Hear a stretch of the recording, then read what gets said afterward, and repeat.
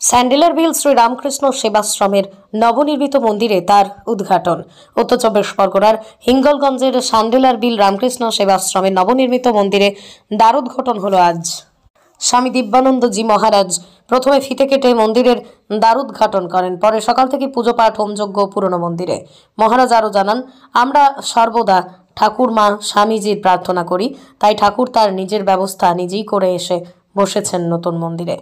প্রায় 2 লাখ টাকা ভক্তদের দানের টাকায় 20 টাকা থেকে 2 লাখ টাকা পর্যন্ত যার যেমন সামর্থ্য রয়েছে ভক্তরা তেমনই দান করেছেন, আর সেই থেকেই এই মন্দির। কি বলছেন তারা, শোনাবো বিস্তারিত। হিঙ্গলগঞ্জ থেকে প্রদীপ সরকারের রিপোর্ট, হিঙ্গলগঞ্জ নিউজ।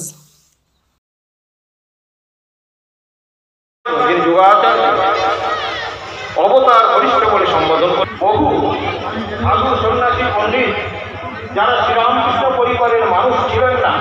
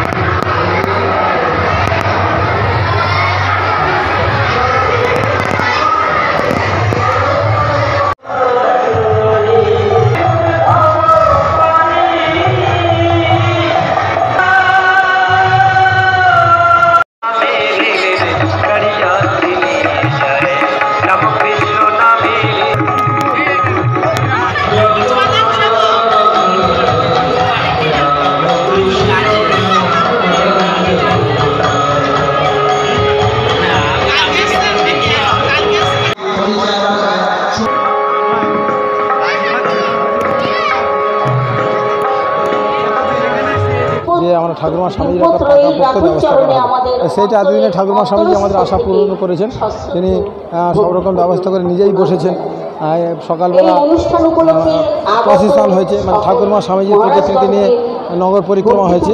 তারপরে প্রায় 20 জন মতো সন্ন্যাসীর সমন্বয়ে পুরানো মন্দির থেকে প্রসেশন করে নাম সংকীর্তন বেদ মন্ত্র পাঠ করতে করতে ঠাকুরমা স্বামীজিকে এবং মঙ্গল ঘট এবং মা কালীকে কোলে করে নিয়ে আমরা 3বার নতুন মন্দির প্রদক্ষিণ করা হয় এবং তারপরে ঠাকুরমা স্বামীজিকে নতুন মন্দিরে প্রতিস্থাপন করা হয়।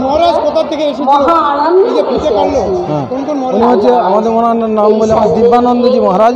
উনি বর্তমানে কাশীপুরের অধ্যক্ষ, অবশ্য বেলুর মঠের অচি পরিষদের একজন অন্যতম মেম্বার।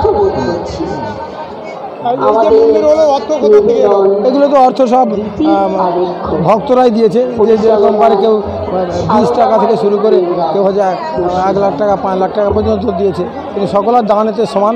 যে আমরা মনে করি যে 20 টাকা দিয়েছে, তার যার ইনকাম হচ্ছে হয়তো 200 টাকা, তার মধ্যে যদি সে 20 টাকা দেয়, সে তার দান কোনো মতে কম নয়।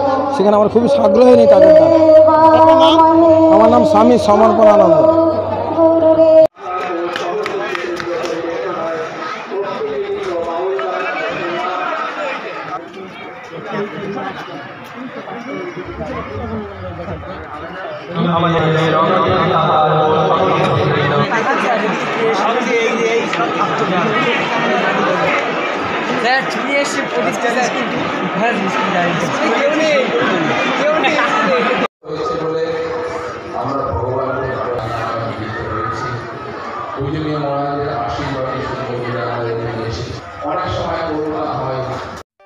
Moumita electronics and light house.